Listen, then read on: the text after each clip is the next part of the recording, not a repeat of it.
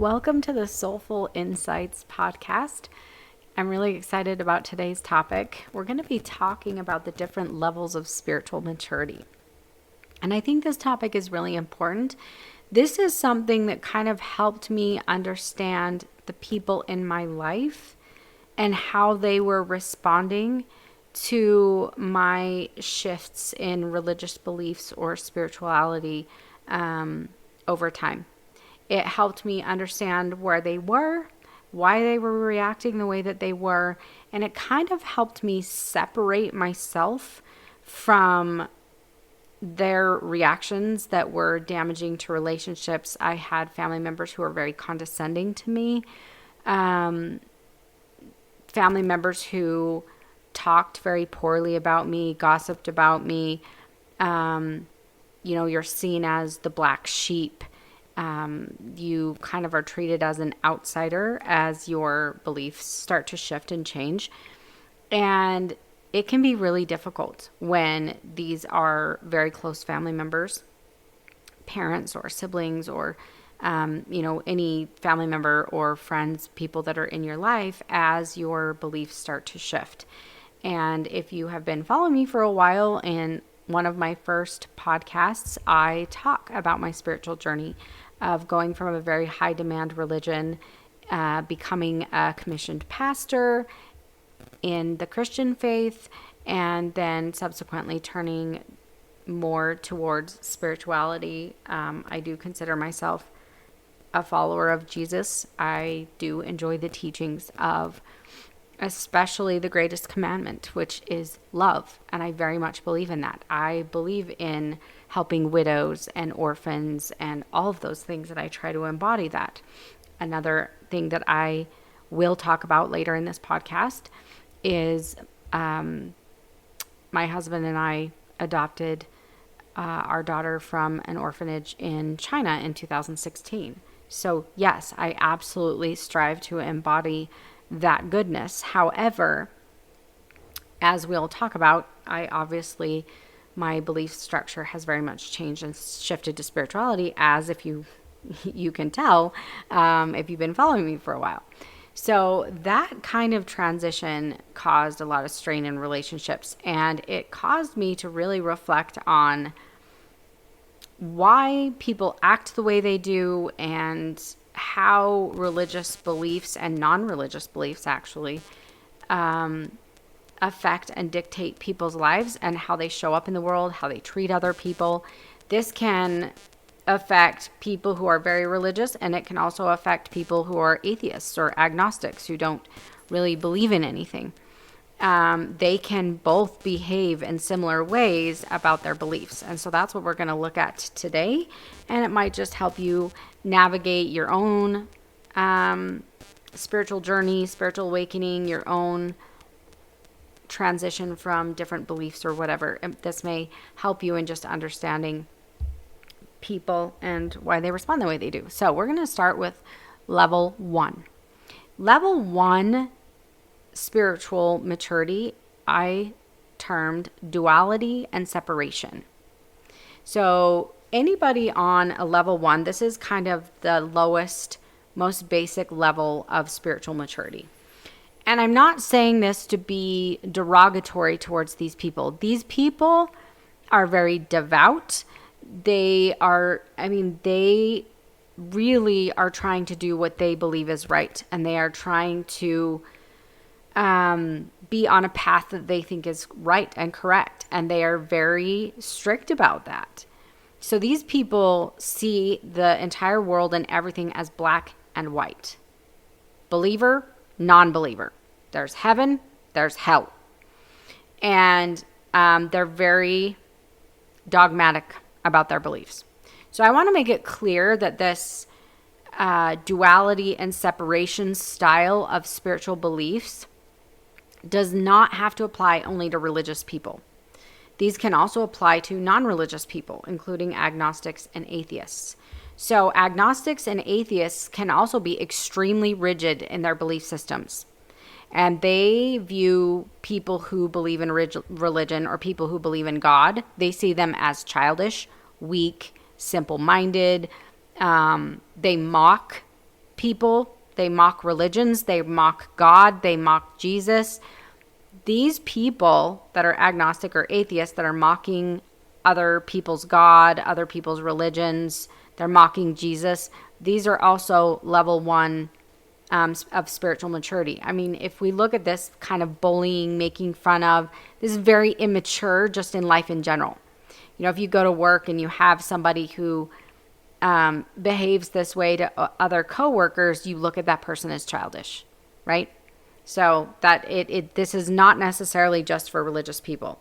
Also, you will find agnostics or atheists that are very offended at even the mention of the word Jesus or the word God or a deity of any kind.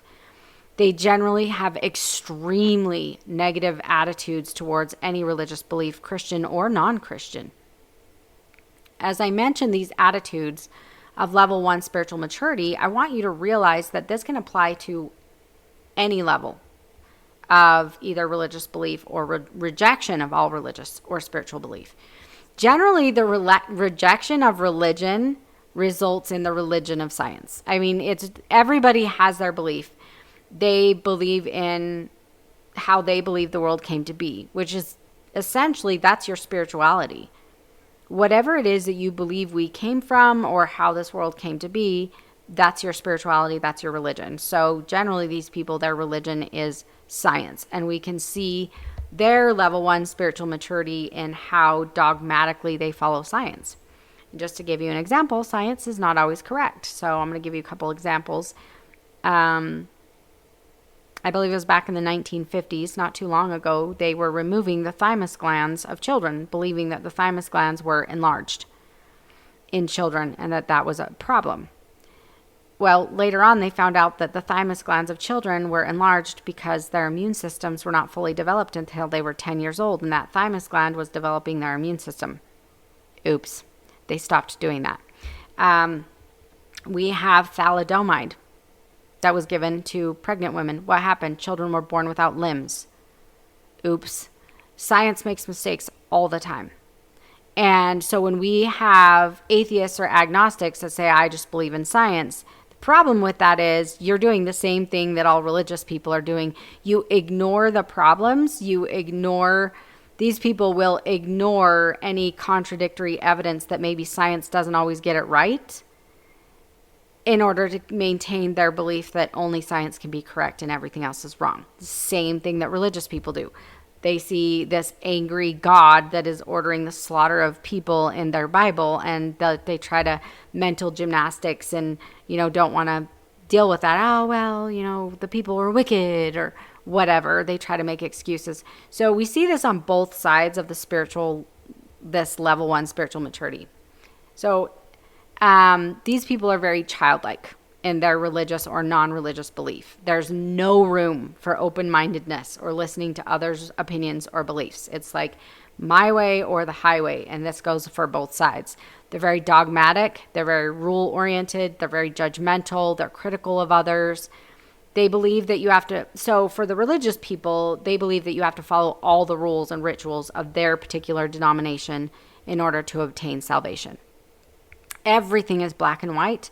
Everything is seen through the lens of their religious doctrine or belief in science, either way. So when we look at the non-religious people, everything is seen through a lens of science. And they just believe whatever the science is of the day is 100% correct 100% of the time. They've gotten everything right. They know exactly how the world was created. They know exactly what we came from. And they will not believe anything else. So it goes on both sides. There's also a massive us versus them mentality for both of these people. So whether they are atheist, agnostic, there's them, and then there is the other, the religious people, the crazy people, these stupid people that believe in a God and all of that. But then you have it on the religious side. The us versus them is my religion or my denomination, and then the rest of the world. Same thing. They see anyone on the outside of their religion or beliefs with pity, with contempt sometimes. For religious people, they believe there is no happiness outside of their religion, and that so everyone else in the world must be lost and miserable because only their religion can bring happiness. They will either believe that they must try to save anyone who doesn't share their religious beliefs, or they will just harshly judge them and avoid interacting with them. And I've seen this in my own family members, the way that they interact with people of different religious faiths. They treat them as less than, and in a more condescending way of like, oh, you don't have the truth and you don't, it's ridiculous. But this is what you're going to get in this level of spiritual maturity, is this kind of self-righteousness. Their religion, or lack thereof, is literally the center of their life. It's prioritized over their own family, which can affect relationships. Even in family members with the same beliefs, it can still affect relationships with religious people. This isn't so much with an atheist or an agnostic, because there is no church to go to. There are no activity. Like, it's not, it doesn't affect it in that way. But for an atheist or an agnostic, it's more like the refusal to support or attend a baptism or another religious event with their family. They struggle to connect with their religious family or coworkers or anyone that has devout religious beliefs, because it makes them uncomfortable. They look down on these people. They have very negative attitudes towards religion and all of that. That's what you're going to see from them. But from religious people, the reason it can even affect relationships with their own family members that are part of the same religion is that they will prioritize church functions over family. So they'll attend church every single Sunday, even when they're on vacation. They will go to Bible study group, church activities, seminars, conventions, any religious event they can possibly find to attend.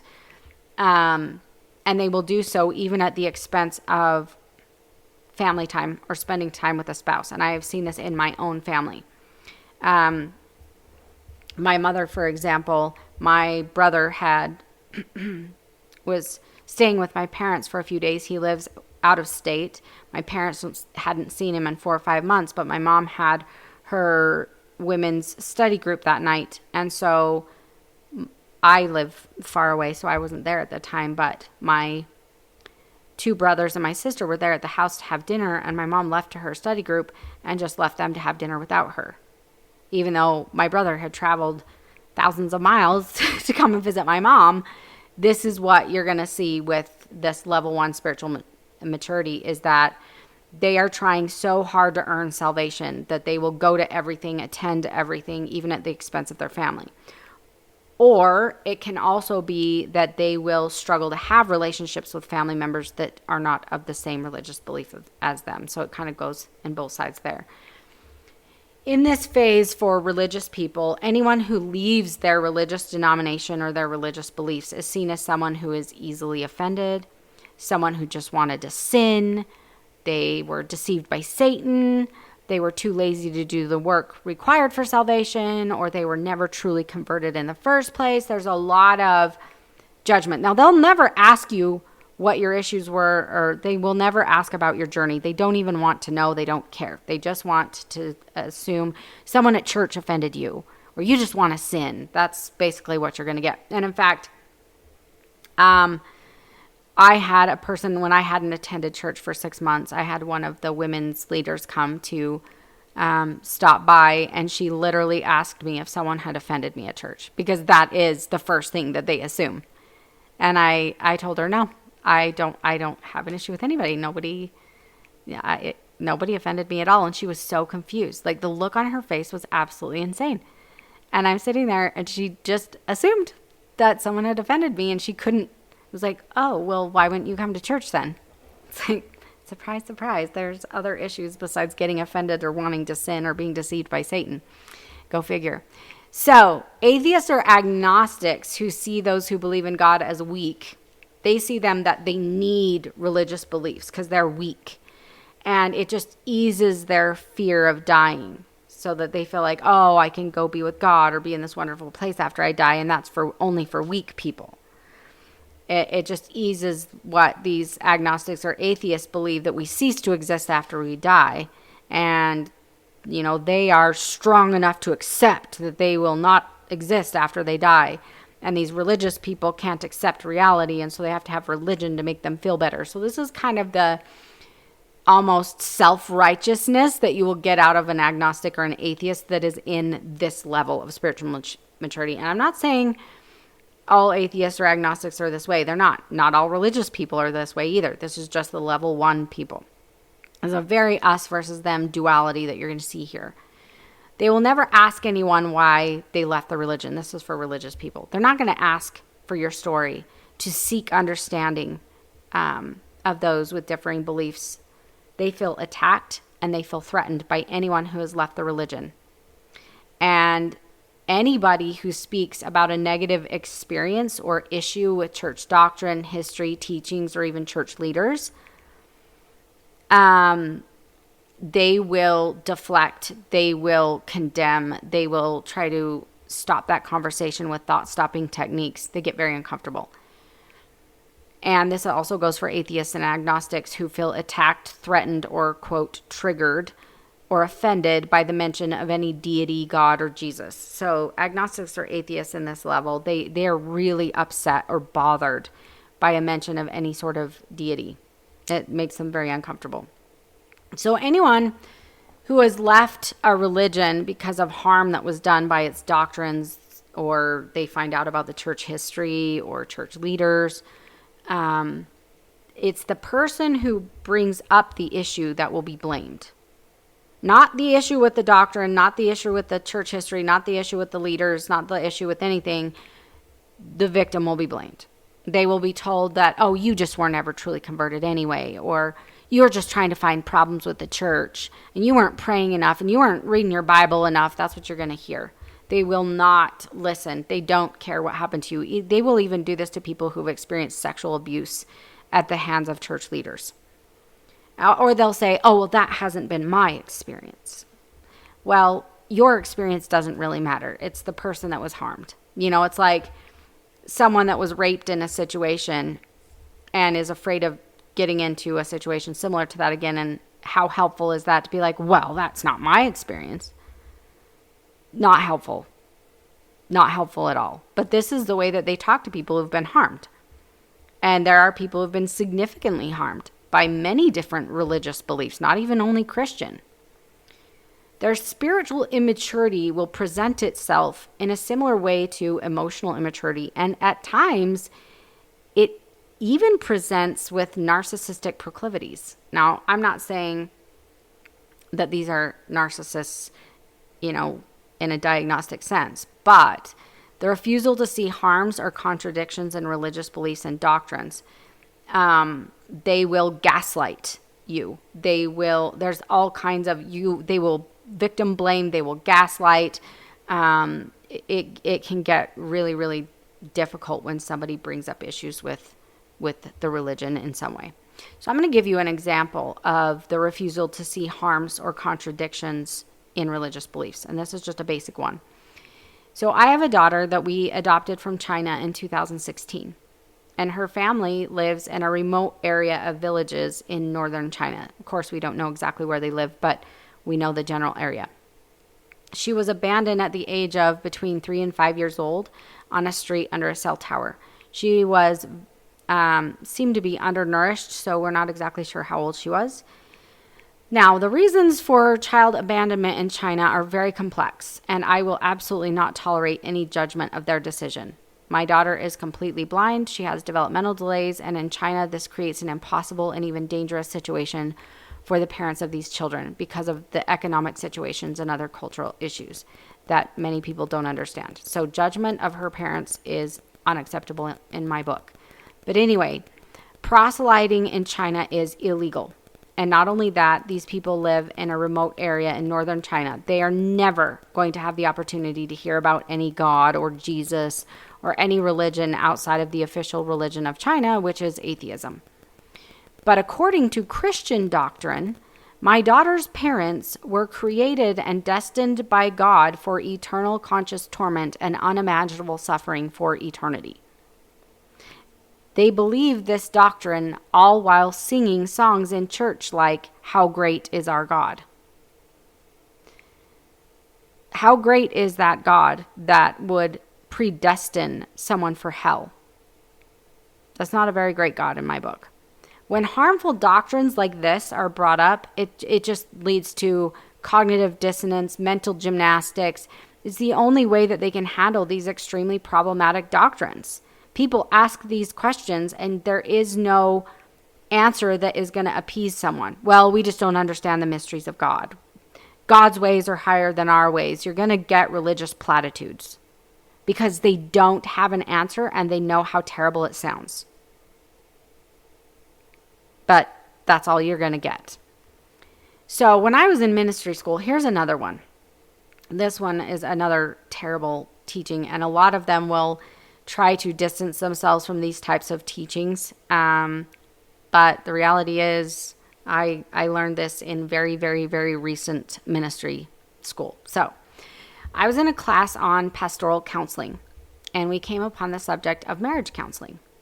My professor, who is nationally known, by the way, proceeded to explain that if a woman was in a physically abusive marriage, your first recommendation to her should be that she should submit to her husband better to appease his anger towards her. Yes, that is the recommendation. If your husband is angry with you or abusing you or something like that, blame the victim, tell her to submit to her husband better. And that was all that was needed as far as marriage counseling is concerned here. Is, she needs to submit to her husband better. And as long as she was not in any medical danger, that's all you need. Which to me is absolutely insane. This is what I was being told. Essentially, the idea is that bruises, black eyes, totally fine. You just need to submit to your husband better. But if it gets severe enough that you need medical attention, guess what the recommendation is at this point? So now this woman has gone from bruises and black eyes to she needs medical attention after abuse from her husband. I was told to advise her that God hates divorce, and so separation is the only option for her, or is the option that God would approve for her. So if he's ever able to, so here's the other thing I was specifically told. If this man is never able to overcome his anger issues, she can remain separated from him for her entire life, but not divorce.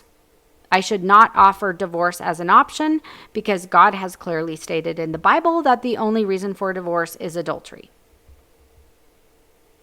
Let that sink in. That is what I was taught in ministry school. And this man is a professor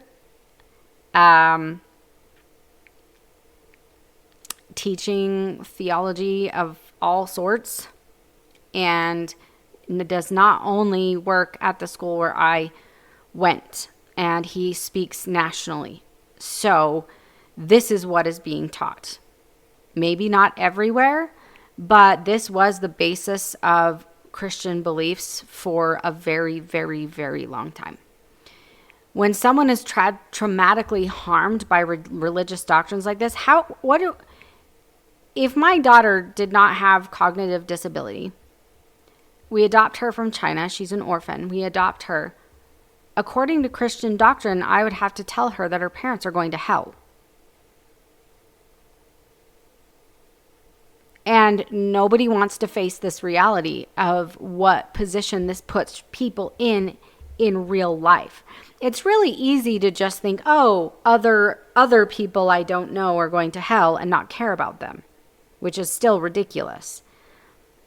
But when you look at this in someone's real life of saying, do you want to tell your child that was adopted from another country, their parents and their whole family is going to hell and they're not going to see them in heaven? When someone's traumatically harmed by religious doctrines like this, the victim is blamed for leaving the religion. And this is what level 1 spiritual maturity leads to. And it is not healthy. Then we move on to what I talked about with this woman being abused by a husband. Doctrines subjugating women to men are not to be questioned. They have put God's name on patriarchy. And yet when women refuse to accept this horrible doctrine, the women are blamed for being prideful, wicked, and deceived by Satan, etc. But the men that are demanding the subjugation of their wife or demanding the subjugation of women are never condemned as prideful or wicked. They are considered men of God. Interesting how that works. This is where level 1 and level 2 spirituality becomes very damaging and extremely harmful, because these individuals refuse to question doctrines and teachings that are oppressive, sexist, and harmful, because they are closed-minded. And they're not willing to look at where these doctrines came from. Some of these doctrines came from books that we don't even know who wrote them. When we look at the Bible scholars, the religious pastors and religious people don't want to listen to the Bible scholars that are saying Paul didn't write this. We don't know who wrote this. It got canonized. We don't know why, but we don't know who wrote it. And yet we're saying God did. And then we're making oppressive teachings out of it. Very, very damaging. This is what you're going to get out of level 1 and level 2 spirituality. They will not question anything. So when I say they have narcissistic proclivities, I'm not indicating a diagnosis, like I said. But they will behave in narcissistic ways in regard to their religious beliefs towards people who bring up questions. Bring up questions like what I just brought up to you. They will gaslight, they will criticize, they will see themselves in a grandiose way as being saved and self-righteous, and I'm God's special, one, and I'm so righteous and you're evil and you're sinful and you're going to hell. They are the one true religion. You are not. Anyone who brings up questions, anybody who leaves, it is a very toxic environment when you're dealing with level 1 and level 2. Atheists and agnostics, though, can be the same. They see themselves as enlightened. They are strong enough to accept the reality that there's no purpose to life. There's no God. You just merely exist and then you die. And anyone with religious beliefs is simply too weak or stupid to accept this truth. So here you have very rigid beliefs on both sides, and neither one of them is going to give a little. There is animosity between the two. And this happens very often. You will see a lot of very educated scientific professors that have this type of view towards religious people. It can happen on both sides. These are individuals who gossip about those who have left their religion or don't believe the same. At times, they will go as far as believing that they need to cut contact with someone who's left the church so that they do not become a negative influence on them. They believe that this person is a lost soul, that they've been deceived by Satan, and their deceptions and their evilness, as they see it, could somehow rub off on them. And sometimes it's an act of punishment to cut ties with someone who has left the religion, as, basically a shunning situation. So the religious level 1 individuals wholeheartedly support patriarchy, wholeheartedly support the subjugation of women, and they believe it was commanded by God. These individuals support hierarchical structures to such a rigid level. They often hold racist worldviews, and they don't even realize it, a lot of them. They see the world. So a lot of this just kind of trickles down from the past. They really have a struggle with seeing religious leaders of the past being slave owners, or belief systems of some people being higher or better than others. And I saw this in my high demand religion. Even people close to me hold a racist worldview. I have seen family members of mine talk very condescendingly to people of other races. So if we had a waiter or a waitress or someone as a cashier, something like that, this family member specifically, I have more than one, but this family member would talk down to them as if they were a child or not as intelligent.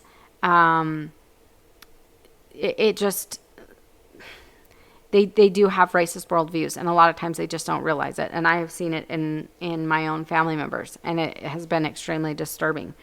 But they will hold to those. They see the world as inherently evil, and everyone who is a part of their denomination as chosen and special and saved. So God loves the people of their religious denomination, but God wants to punish everyone else that is not part of that denomination with hellfire, damnation, eternal torment, all this lovely stuff. And again, realize their God is a good God, which is quite interesting. They have a difficult time interacting with people who have different beliefs, even family members. They will often proselyte to their own family members. They're constantly pushing religious stuff on family members, making derogatory comments about their salvation and all this kind of stuff. They are very condescending to those who don't share their beliefs. And they, again, like I said, act very self-righteous. And this can include atheists and agnostics as well. They can be very self-righteous in their beliefs. So I'm just going to go over a quick overview of this level 1. Everything is black and white, extremely closed-minded as you can get. My beliefs are right, everyone else is wrong. They claim to be triggered by the mention of other deities that they don't believe in. Also, any practice such as yoga, meditation, or any practice outside of their religious structure is considered of the devil, which is not true. They just don't look into things very far. It's like, oh, it's not my God, then it's the devil, which is very childish. They're extremely judgmental, us versus them. They mock the beliefs of other people. Very dogmatic in their belief structure, so there's no room for nuance. Even with agnostics and atheists, there's no room for acceptance of any type of belief or any type of anything. It's just, this is the way it is. It can cause a strain on relationships. They refuse to see any harm done by their religious doctrines or history, refuse to acknowledge contradictions or problems within their religious doctrines, refuse to hear any negative things about their religious leaders, which is also very problematic because religious leaders have been known to engage in some pretty horrific stuff. There's a lot of victim blaming. So those that have been harmed by the religious doctrines, teachings, by leaders or other things, people who have left because of that, it's just all victim blaming. They refuse to critically analyze religious leaders' actions, teachings, or statements. I saw that in my religion all the time. In fact, we had to covenant that we would never speak ill of our religious leaders. And they will not. They will not. Not even someone as small as like the bishop of a local congregation. They will not go against anything they say. Everything that a religious leader says is of God, which can be very damaging. They struggle to maintain relationships with those who don't believe the same. They believe they are chosen, special, enlightened, the only ones that know the truth. Condescending, judgmental, ridiculing. Obsessive attendance of religious events that interferes with relationships. Wholeheartedly support, and religious people, the atheists and agnostics do not do this, but generally, wholeheartedly support patriarchy and the subjugation of women, hierarchical structures of their religion and religious texts that lead to sexist and racist worldviews. And they uphold those even though they realize that they, in any other context, they would see these things as wrong, which is really interesting. So then we move on to level 2, and these are just devout individuals. They are devout to their religion, but probably not quite as dogmatic. So this is really honestly, in my opinion, it seems very subtle, the differences, but there is a little bit of opening and awakening that's going on. Very, very subtle. There's still that element of duality and separation, but it's more subtle. So at this level, you'll still see a very devout religious person. They believe you must keep all the rules and rituals of their denomination, but they're not quite as dogmatic.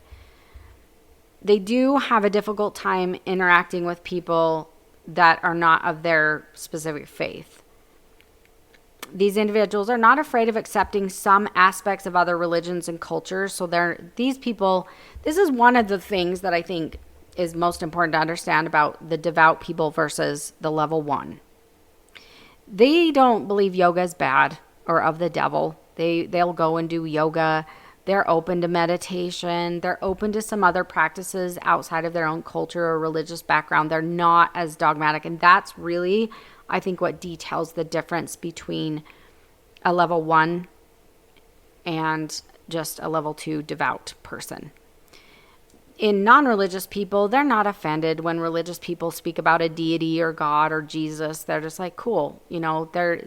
They don't accept those beliefs, but they're not bothered by them at all. So these people are more mature on that level. They can hold their own. They're more comfortable with themselves and their beliefs and other people's beliefs as well.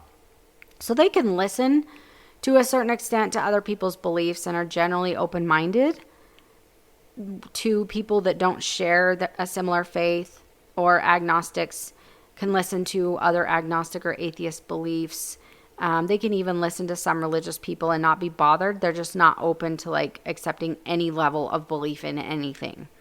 So they're still very rigid and devout to their belief, but they're not as bothered. On the flip side, you'll see Christians who are open-minded to other Christian denominations, but they really struggle to be open-minded to beliefs that are outside of that, or even a non-religious belief system, because they are still going to look at these people as going to hell. So there's still that duality of like, I don't know what to do with you because you're going to go to hell. They struggle when people say, I follow Jesus but not religion. That really bugs them. They struggle with people that say they're spiritual but not religious. They cannot tolerate that. Nope, you got to follow Jesus. You got to do all of our things or you can't be saved. So there is still that duality and that struggle within them, even though they're awakening to other ideas, even if it is only within their own realm. It's still kind of okay, I can see other people now. So there's this little small window of open-mindedness. It's just really narrow at this point. They look at others with a similar faith. So all Christians are able to obtain salvation with these people, instead of like the Mormons who believe only they can be saved, or other religious faiths that think you have to be a part of our faith in order to be saved. So this would be all Christians, regardless of denomination, can be saved. So again, we're opening that window just a little bit more, not quite so, blinders on, narrow-minded. They're very rule-oriented, though, and they follow those rules. These rules are less rigid. For example, they might not attend church if they're on vacation. They don't attend every religious event, every church event. They're not quite that dogmatic. The us versus them mentality is clearly still there. It's just not as narrow. And they don't react as strongly to people who do not believe the same as them. They don't subscribe to the idea that there's no happiness outside of their denomination. Although they may look at it as, yes, all Christians could be happy, but maybe a Buddhist person can't truly find happiness, or a Jewish person couldn't because they're not of the same faith. So there still is that dogma a little bit. And again, this is not cut and dried. So you may have people closer to a level 1, but barely but then you may see some in this level that are starting to swing to the other side and be like, you know what, I think all good people can find happiness. So you're going to, this is not cut and dried. They're not pitying people that are not of their faith. There's not quite that condescending look at other people, but they do still want to try to save them. They're not overzealous. They're not trying to bring up religion to a complete stranger on a plane like a level 1 would do. The level 2 is like, they will engage in a conversation and trying to teach and convert someone who may have asked questions about their faith or showed a little bit of interest. So they're not as overzealous, which is kind of nice for people who don't believe the same as them. They can engage in conversation with people of other beliefs outside of their faith, but there is a level of hesitation, a level of discomfort, skepticism. They're a little bit uncomfortable with it still. They still see people who leave their religious faith as individuals who've been deceived by Satan. They may not judge them as harshly. They don't destroy relationships over someone leaving their religion. These people are able to act a little bit more in a Christ-like way, at least, as a Christian way of saying it. That's my background, so I guess that's kind of what I go to. But there can be some strain on the relationship for a little bit, but in general, they just treat them the same as they always did, even though they do perceive them as now being lost and have lost their salvation, but they are not going to treat them differently. So there is a benefit there. to this kind of opening up of, religious beliefs and seeing that there's a whole world out there outside of you. Non-religious individuals in this group can engage with religious family members. They will attend religious events with them to support them. They will attend a baptism or something like that. There still is a level of discomfort and hesitation with religion, but they're supportive of others' beliefs, even though there is some judgment towards religious people still. So the religious people on this level still believe that the world is evil, but it's like a general belief of like worldly things are evil, but they don't see the people who are not religious as evil. They can still see someone who's not religious, who's a really good person, as a good person. So there's not that you have to be a bad, evil person if you're not part of my religion. That is gone. So again, it's just this opening up of awareness. And it's really interesting as you deconstruct religious beliefs and start opening your eyes to the world, you start seeing that there are really evil religious people and there are really evil not religious people, and it's not any different. And I really started realizing this when one of my daughter's really, really good friends, when she was a young teenager, father sexually molested all 5 of their daughters in horrific ways. And he was put in prison for like 25 years. And the judge said he wished he could throw away the key because of what this guy did. This was a regular Sunday attending man who was a volunteer in the children's organization of that church and was having children sitting on his lap and other things. And no one knew at that time what he was doing behind closed doors in his home. But you look at that and say, yeah, religious people. He was very devout, but he was also doing terrible things. We see this all the time. There's another family that lives up close to where a lot of my family members live. Very, very devout religious people. Husband killed his wife and then himself. Murder, suicide. We'll see stuff like this all the time. Does religion mean someone is a good person? Absolutely not. Does lack of religion mean someone is a bad person? Absolutely not. So I think this awakening starts to happen of like, oh, I can see this non-religious person over here that does good things and serves people or, whatever. And like, oh, that's interesting. They can start to see that there's more of a world out there outside of themselves. And this really, like I said, I call this maturity because it is very childlike, this very egocentric world of like, I'm the center of the world and my beliefs are the center of the world. That's what spiritual immaturity is. So they're not as condescending. They're a little bit more genuine. They can be more kind. And it's interesting because you see people in the lowest level of spiritual maturity, they're not Christ-like. If they're a Christian, they're not Christ-like. They're not kind. They're not genuine. They're not humble. They are self-righteous. They gossip. They judge. They can be very cruel. And I remember being in ministry school, and I'm just kind of using ministry school as a general term just to not give away where I went and what I was doing, because I don't want any negative flack on the school that I attended. Not because of anything other than just, people being like, oh my gosh, I can't believe this school is teaching this stuff. So I'm not going to mention anything other than ministry school when I refer to that. But the more spiritually immature people are, actually the more or the less they reflect their religious beliefs.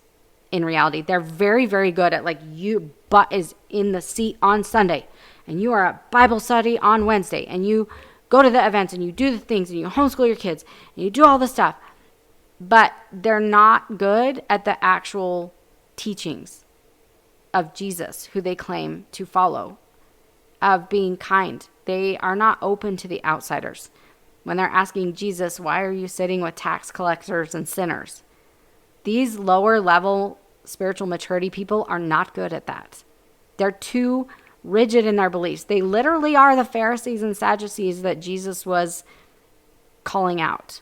That's who these people are.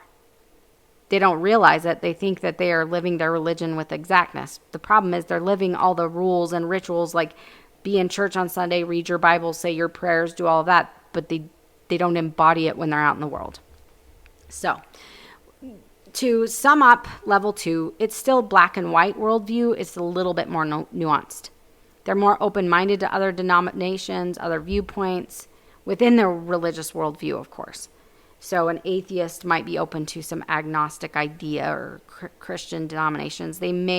Christians may be willing to do some yoga or meditation or some things outside of that. They're starting to open their mind a little bit more. They're still very rule-oriented in their religious observance, not to the point where they're going to go to church on a vacation necessarily, but they're still very, very structured. Still an us versus them mentality, but they're more kind about it. It's a little bit more nuanced. Still believe the world is evil, but don't direct this towards all people that are not of their faith.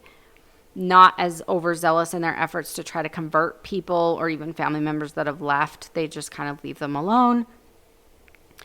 The heaven and hell duality is still very ingrained in these people, but their faith does not overly consume their life, and it doesn't interfere with family or friend relationships at all. They're less condescending of those that don't believe the same, not as self-righteous. They do not allow differences in religious beliefs to affect family relationships either, like if someone's left. For non-religious people, they will attend and support the religious events of their family members. Another big thing here is they still fully support patriarchy. They're not as rigid about the submission of a wife in the home. A lot of times, like you'll see a lot of Christian men where, the wife can make decisions and the wife is very spiritual. And there's a little bit more partnership in marriages, and that depends on the individual. Sometimes there's a lot more and sometimes a little bit more. But they rigidly support patriarchy in the church structure. Women are not allowed to teach any male over the age of 11. Women are easily deceived because of Eve and original sin and all the things. And so there is very strong support of patriarchy there. They don't subscribe to rigid hierarchies so much. They hold less racist worldview, but there may be some lingering racist attitudes or viewpoints in some of these people. Not all of them, but some of them, just depending on where they are. So that is our level 2 people. And as you can see, the less spiritual maturity people have, the less they actually embody goodness and kindness and love and compassion, the less they embody the very things that they claim to believe in. And this is why we end up with so many problems with religion, is because there's so much contradiction. Because the rigid beliefs, the us versus them, the I'm saved and you're going to go to eternal hell and torment, creates such a duality that it makes it almost impossible to love in the way that you need to love and have compassion in the way that you need to have compassion for people. And it makes you completely ignore pain and suffering of people that have been harmed by your religious beliefs and doctrines because you're so rigid. And this is where whenever we do anything like that, get that rigid and dogmatic about things, it does cause harm, and it causes cognitive dissonance. It causes all kinds of mental gymnastics to try to keep a hold of this rigid belief system, which just cannot exist in this world. This world is just not a place where there's absolute truth. It is not a place where we can judge people in that way. And a lot of religious people just can't grasp that. They think that they have 100% truth, and they don't. So we're going to move on to level 3, which is being grounded and open-minded. And this can be for religious people or non-religious people, because maturity levels can be in both sides. So this is level 3, grounded and open-minded. These individuals are secure in their own beliefs. They're not dogmatic, and they're very open-minded. They don't see the world as black and white, believer, non-believer, heaven, hell. That has gone by the wayside. They realize where those things have come from. If you dig deep enough in the Christian religion and find out where the ideas of hell came from, it might be a little enlightening for those of you that are still very dogmatic and religious. You probably haven't made it this far if you are. But these individuals are more universalist in their beliefs.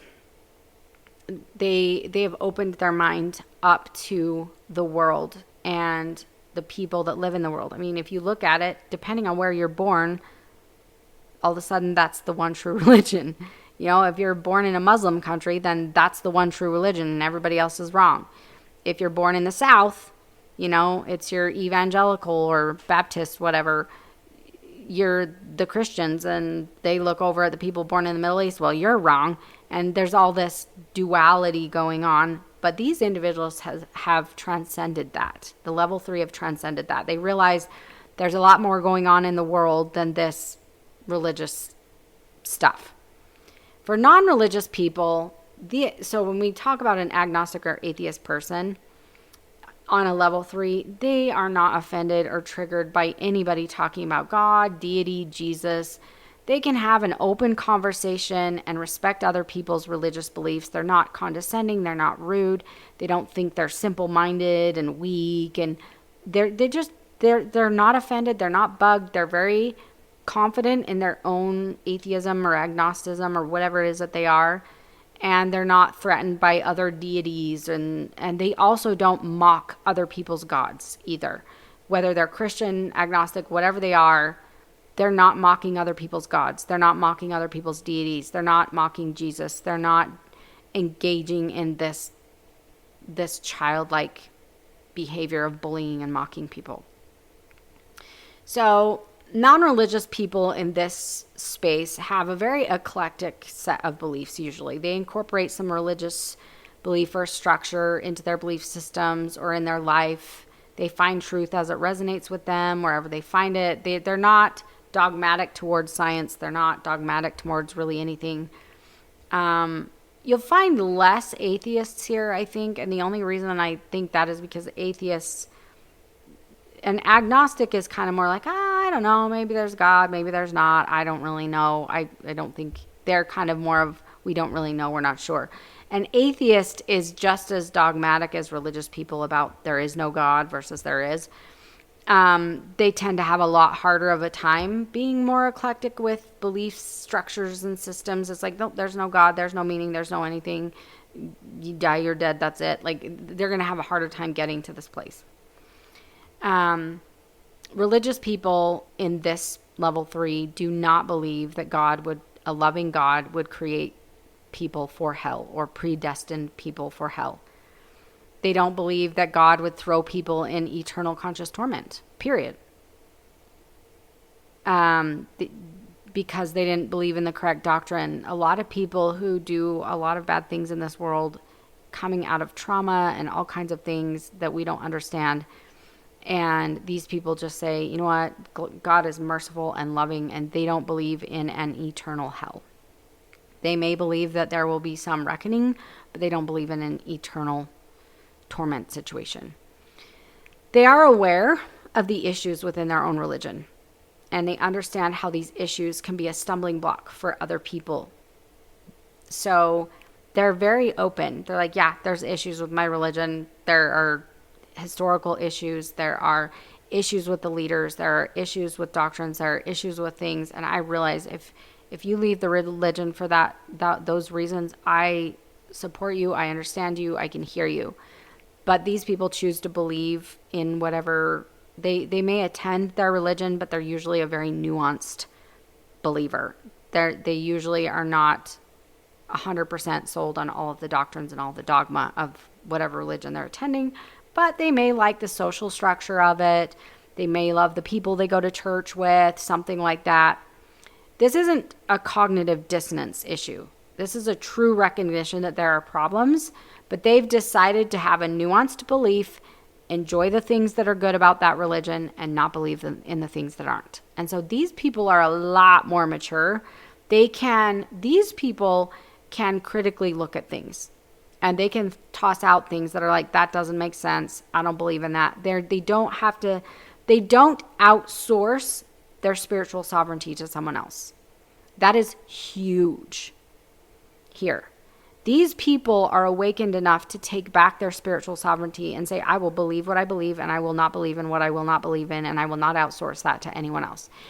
These women that are in this level are not popular in religion because women are required by several different religions, not only Christian ones, to outsource their sovereignty to men.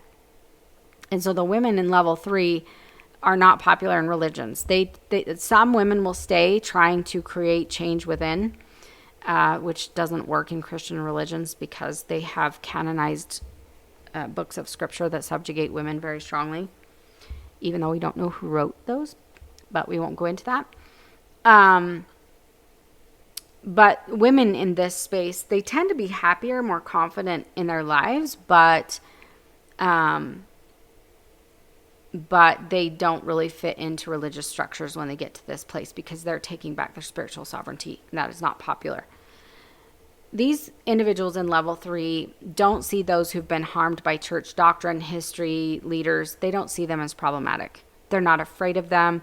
They don't see them as people that just wanted to sin or deceived. They don't try to label people in order to keep the religion true. They recognize the problems.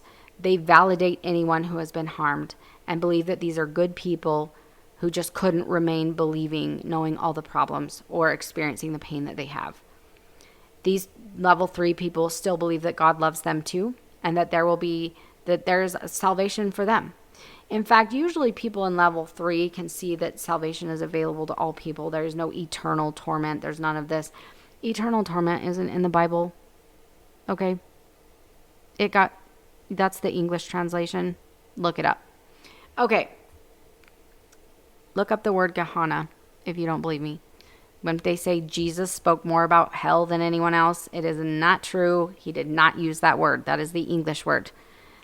The word that he used has a completely different meaning, and it is not eternal conscious torment. We won't get into that today. So level 3 enjoy hearing about other people's beliefs. They're not threatened by it. They're not afraid of it. They don't feel like anyone needs to believe the way that they do. They learn from people of all different faiths, and they add to their own spiritual beliefs as they learn new things from other faiths that resonate with them. They're not afraid.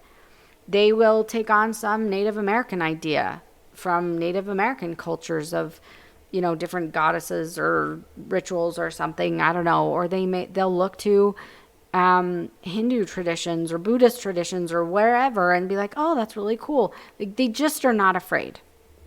They don't believe that there's any one religion that people are more loved by God than another. They see that all people can find happiness regardless of religion. They see that there's truth in all things. They really start to realize that in every religion there is truth, there's dogma, there's right, there's wrong, there's good, there's bad in every single religion. None of our religions as humans are perfect. It's just not part of life. Their religious beliefs are part of their life. It doesn't dictate their life. They may or may not attend regularly. They don't worry about it on vacation. They might attend church extracurricular activity if it's fun or they enjoy it, but they might not. There's no guilt. They don't care. If they're not a social person, if they're an introvert, they don't feel like they need to go. And they don't pity anyone not of their belief system. They're just very open.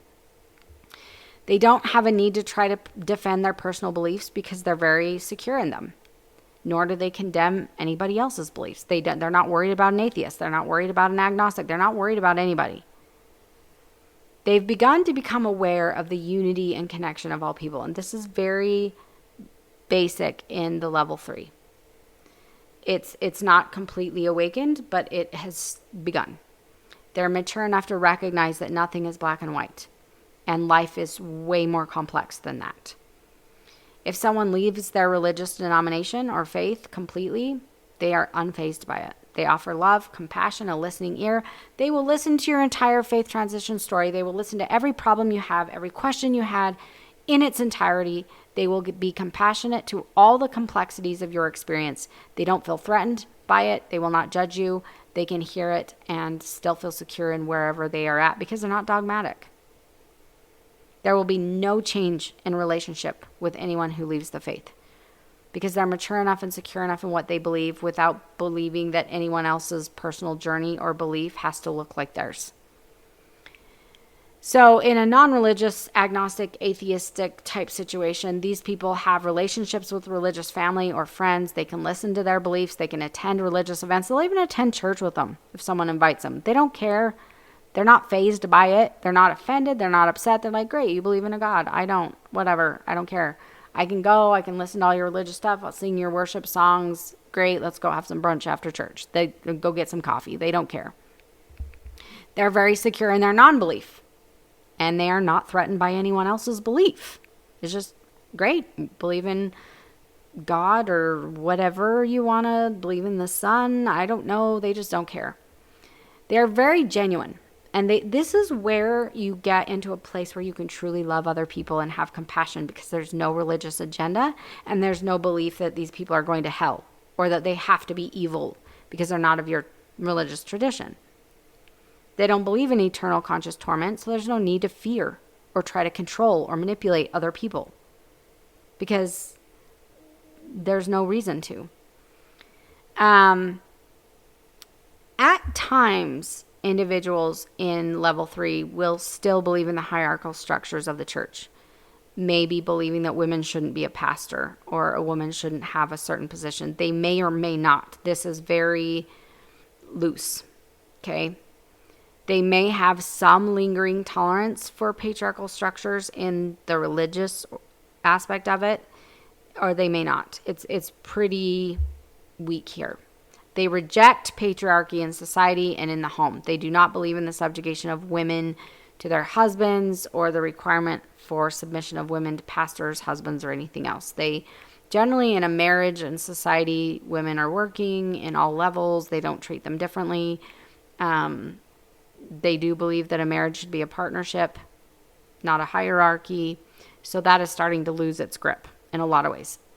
I would say in this level, a lot of them probably would be fine with a female pastor, but it might feel awkward to them.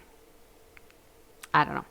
So these individuals reject any racist structure in religion. So that aspect of it, or society, they do not hold the racist worldviews, obviously, because they're very nuanced in their belief about the Bible. They're very nuanced in their beliefs about different things. And so they can see the harmful kind of worldviews and the harmful language in the English Bible that's subjugating people and all of that. And they don't buy into it.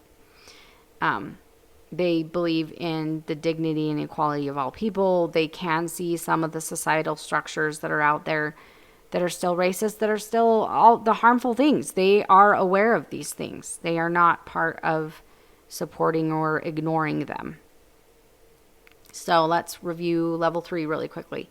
They're secure in their own religious beliefs. They're not threatened by anybody else's belief or non-belief. The world is not black and white to them. They are very open-minded, and their beliefs come from a variety of religious traditions. They're very universalist in their beliefs. That universalist, if you're not aware, is just meaning there's divinity in all of us and that there is salvation for all. Now, there may be contingencies about that, life reviews or other learning experiences. You know, if you're a rapist here, there's definitely going to be some issues there, okay? But they don't believe that you are stuck in hell for eternity. So beliefs vary widely. I just want to stop here for just a minute before we go on. Beliefs vary widely here. Some people believe, if you listen to some near-death experiences, the life review is a very common belief in some people in the spiritual traditions, where you physically have to experience and feel what that person felt. So you're not going to get away with anything. You're going to have to learn from what you did and experience what that person experienced. So if you raped someone, you're going to have to experience every bit of what that person felt and experienced, and the damage that was caused in their life, or even the damage that was caused in other people's lives because of how they were harmed. You get to experience that. It doesn't mean you're in hell forever. You will go somewhere to, a community in a heavenly realm where you fit. That's some of the beliefs. Some of them also believe in a more purgatory style situation where you do end up in a hellish experience for a period of time. It's kind of like the Catholic purgatory. You end up there for a period of time. And as you work on yourself and improve, that you eventually can make it to a different heavenly realm somewhere. A lot of people say, I'm going to be in heaven with my rapist. And they don't fully understand that, no, that's not the issue, that you're going to have to be with someone that murdered your brother or something. It doesn't work like that. But there are wide beliefs. So you can look at some religious traditions of believing in karma. Okay, well, you screwed up, so you're going to have to come back and you're going to have to experience what you did to someone else, or experience suffering because of your choices in your last life. There are people that believe in reincarnation and karma, and that you're going to have to keep playing this out till you get it right, till you stop being a bad person or what. And I'm being very simplistic about this, by the way. But so there's a lot of different beliefs of how to handle these people that are doing very harmful, awful things in this world. But in general, there is no belief in spiritual traditions that you just do bad things and get away with it, and then you go and be chums with your rapist in heaven or your murderer in heaven. Like, that's not what it is. So universalism just means that there is no one who is thrown into an eternal conscious torment without just cause or whatever. Well, there is no eternal conscious torment, actually, but whatever it is that you experience over there, there is no also you can just do whatever you want and get away with it either. So they don't believe in hell for anyone that does not share their belief structure. They're aware of contradictions and issues within their religious beliefs or denomination, and so they're very nuanced with their beliefs. They're not rigid or dogmatic at all. There's no us versus them mentality.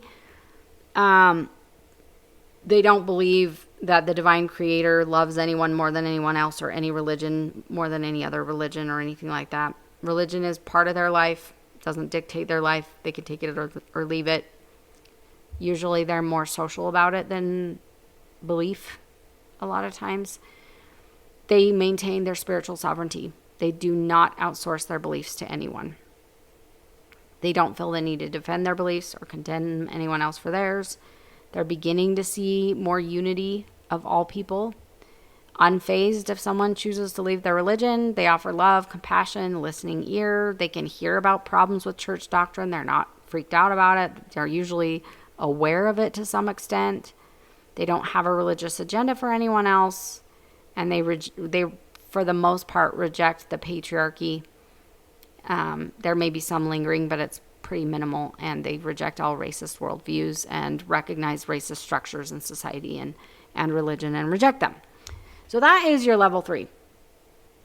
And I know a lot of people are saying, yeah, but these people seem like they're getting less religious as it goes on. And if you picked up on that, you're absolutely right. And there's a reason for that. Religion is very rigid. It's very dogmatic. Its belief structures are not based on factual evidence. And a lot of religious people may not understand that. But when you get into ministry school and you get into a lot of things, you start going, oh, wait, and where did this, wait. When you start reading a lot from Bible scholars that are looking through a lot of these things and understand where some of these books came from that we don't know who wrote them, changes that scribes have made that they've seen, all this kind of stuff, you start to see more clearly. And so you realize that spirituality is fundamental underlying thing of all everywhere. Buddhism, whatever it is, not just Christianity or basic religions that we accept here in the US or wherever else that you are. But that spirituality is what underlies, and that spirituality starts to transcend religious dogma. And that's why you'll see more nuanced religious beliefs as this person transcends religion into spirituality. So now we move on to level 4, and this is spirituality over dogma. Level 4 individuals have transcended religion for the most part and recognize it as kind of a training wheels that some people have needed who have not discovered the divinity within, and that they have a direct connection to God. That they are an eternal being that came into this physical realm with purpose and meaning. They see religion for those who cannot live their lives from the heart without the rules and regulations and guidelines. They can see that religion for those kind of people works to a certain extent. Like, they're like, okay, I'm supposed to be kind to people and I'm supposed to not steal or lie and that type of a thing. And they see that those kind of training wheels can be beneficial for some people. And some people like the outsourcing their religious beliefs. I know I have family members like this that I don't think they could survive. Their emotional immaturity is so low and their spiritual maturity is so low that they need someone to tell them. And they need to believe, okay, I know all the things. I know what happened before I came here. I know what I'm doing here. I know what's going to happen after. They've completely outsourced everything. And I need to repent and I need to pray. And they like that structure and it works for them. But so in a level 4, they see those spiritually immature people and they see how religion works for those people. And there's no judgment. It's just that they've transcended that. So this is generally the beginning of a spiritual awakening. These individuals have started to transcend the need for these external rules. They have found their inner wisdom, their inner divinity, and it's starting to transform them from the inside out. They're waking up to the unity and connection of all people. They're waking up to the reality that we are eternal beings.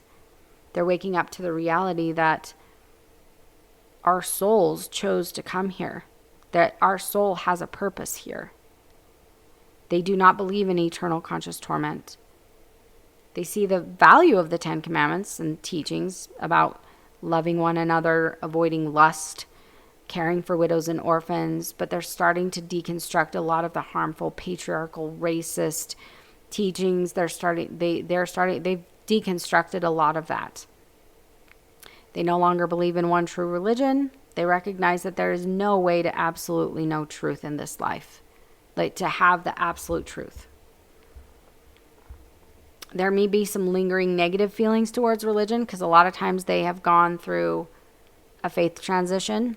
A lot of these people, a lot of their transition out of religion happened because of harm. And there's 2 roads that people can take when they've had this faith transition. Sometimes they just fall into worshiping science and the physical world, and that's all they live for. And then others will go through a spiritual awakening. And I'm not saying either is the right or wrong path. Everybody takes their own path for their own reasons. And a lot of times the harm that's been done, the control, a lot of times the higher control or higher demand religion that someone's coming out of, the more likely it's going to be that they're going to end up rejecting anything of spiritual origin whatsoever. And it's just because of the harm. But these people are finding that connection to their higher self, to that higher divine wisdom within them, that inner wisdom that guides them to higher ways than religious rituals and rules ever can. And they're finally starting to seek for wisdom outside of religion. They value relationships over belief systems. They recognize that religion was created by man, not God. It becomes very apparent at some point. So these people, they are the people that rise to this level. This is not people that are rejecting religion, rejecting anything good and like, I'm just going to go drink, take drugs, do whatever, live my life. I don't care. That's not these people. That's a different thing. We'll talk about that on another podcast. These are people that are ascending to more spiritual maturity. So people that leave a high demand religion and reject all religion generally go back to level 1 spiritual maturity as an atheist or an agnostic, is generally what they do. Not always.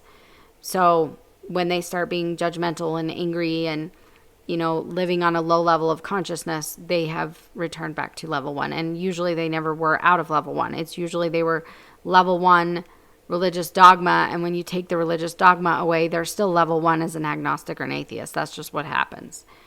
So this person, usually if they've gone through a faith transition, they were usually at a level 3 before going through the transition, and they're just ascending higher as they peel away that religious dogma. They have also discovered that true transformation happens from within, not from rules and regulations. They do not believe in the duality anymore, black and white and believer and non-believer and all this other stuff. They accept beliefs from all religious traditions, ancient cultures, wherever they find good. They do not believe salvation comes from any one religious tradition at all. A salvation also kind of transforms into a different ideology. They're awake to the harms that are caused by many of the world's religions. They're finding connection to their higher self, that divinity that is within. They embody spiritual sovereignty. So their sovereignty, there is no religious tradition for these people. They are deeply spiritual, but they have sovereignty. They honor the dignity of all people. So there is no, these people are able to live an honorable life because it is who they've become. It's not based on rules, regulations, religion. They don't treat other human beings as if they're objects to be consumed for their visual pleasure, or what you would call lust. They honor the dignity of all people. They have transcended that low level of sexual obsession. So they are able to honor the dignity of people and offer a higher level of consciousness and love to those around them. Intimacy becomes an expression of love to these people and nothing else. There is an outright rejection of patriarchy in all of its forms. There is an outright rejection of any racist ideology, beliefs, religious or societal structures whatsoever. They believe in unity of all people. They believe in the beauty and value of all people, all cultures, everything. They also don't see us as separate. And part of that is they stop worrying about accepting ideologies from other cultures. So again, there is a separate duality ideology in the world of, if I'm a white person and I wear a sombrero, all of a sudden I'm evil and terrible and racist and I'm this horrible person. I'm appropriating cultures and we're getting all panicky. That's duality. If I am loving someone and loving a culture and enjoying that and wanting to learn about these people and learn about what they believe and learn about what they're doing in a loving way, it isn't a bad thing. That's duality. These people see unity and interconnectedness. That we can embody and embrace belief systems of any culture or any society in respectful ways. The only time that you aren't being respectful is when you're mocking someone. And you know what? A lot of atheists and agnostics will mock Jesus and will mock God and will mock the deities of other people. And we don't have a problem with that. But somebody wearing a sombrero that's not from that culture and we're all losing our minds. The thing is, we are not seeing clearly. We have the shades of dogma over our eyes. We cannot see when something is respectful and when something is not. If I am mocking someone's culture, that's entirely different than if I'm wanting to learn, or if I'm embracing a part of their culture because I respect and honor what they do and what they believe. Very different. And you really honestly, in order for us to come together in peace and unity and love, we have to be unified. And any duality or saying you people have to stay over there and you people have to stay over there and you can't intermix and you can't believe that's their culture and you can't believe their things and you can't do their things and you can't wear their things and you can't participate in their things, that's duality. That's level 1 spiritual maturity. It needs to be rejected. So we go to level 5. And this, very few people hit this level. This is enlightenment and ascension. This is the completion of a spiritual awakening. And I have yet to meet someone in this way. A lot of people claim that they've gone through spiritual awakenings, and I would say I am in a process of one. But to claim that you are spiritually awakened is something that I don't know if there's a human on this planet that can claim, at least not one that I've ever met or seen. The reality is you'll see someone that claims that they're spiritually awakened and then they use vulgar language, extremely vulgar, offensive language.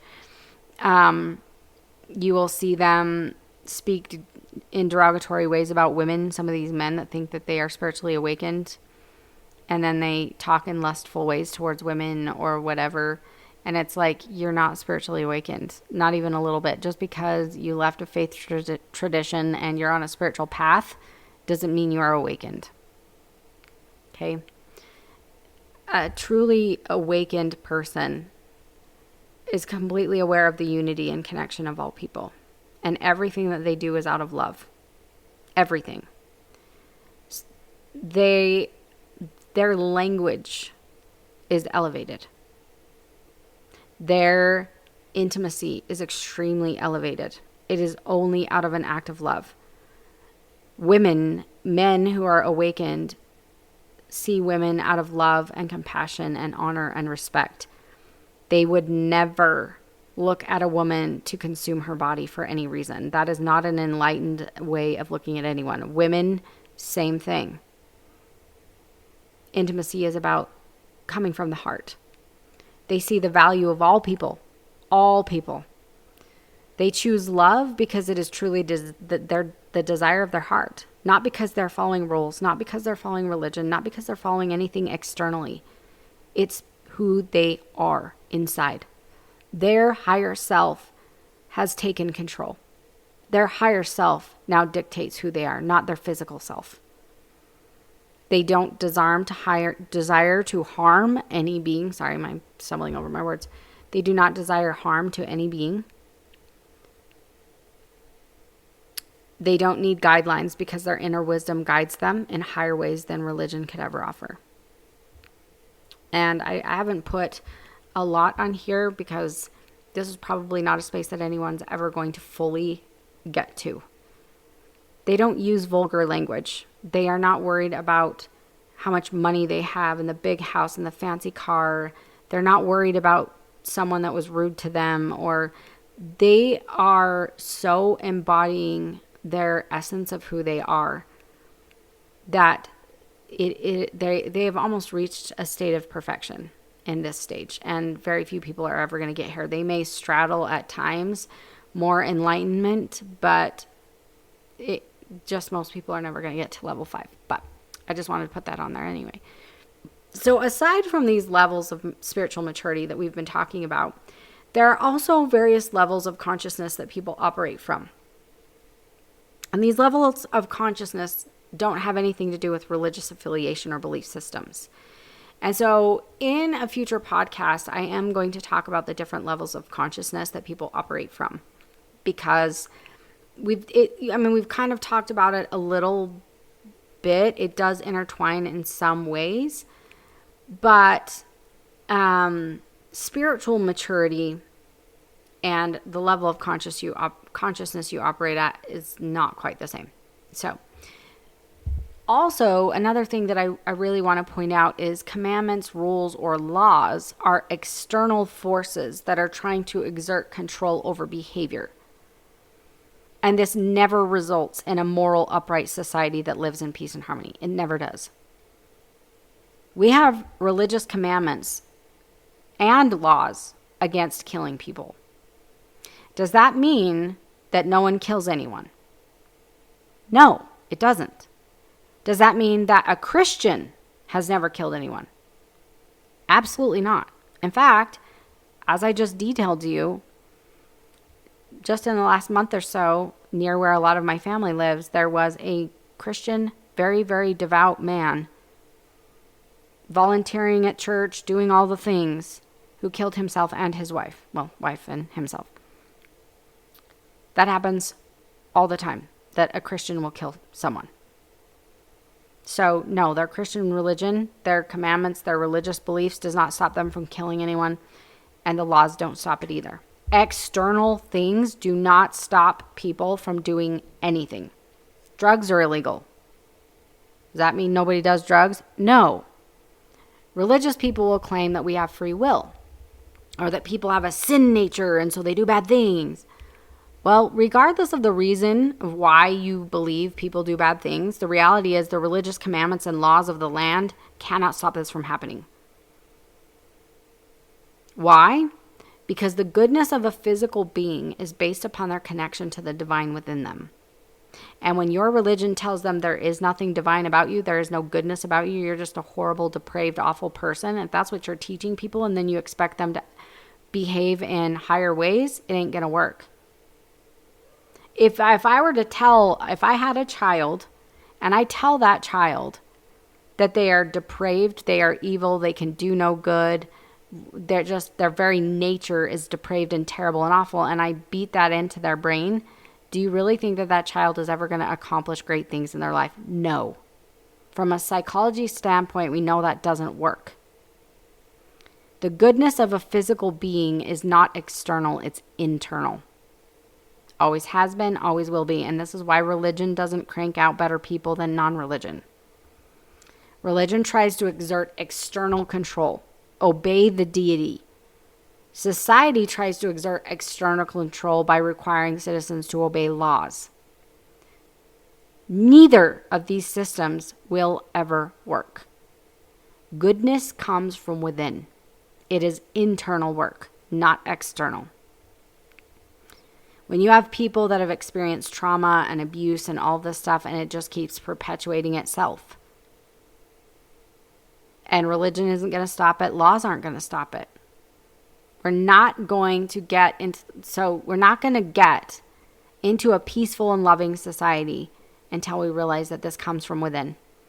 And when we start helping people raise their level of consciousness, and we start helping people heal from trauma on a wide scale level,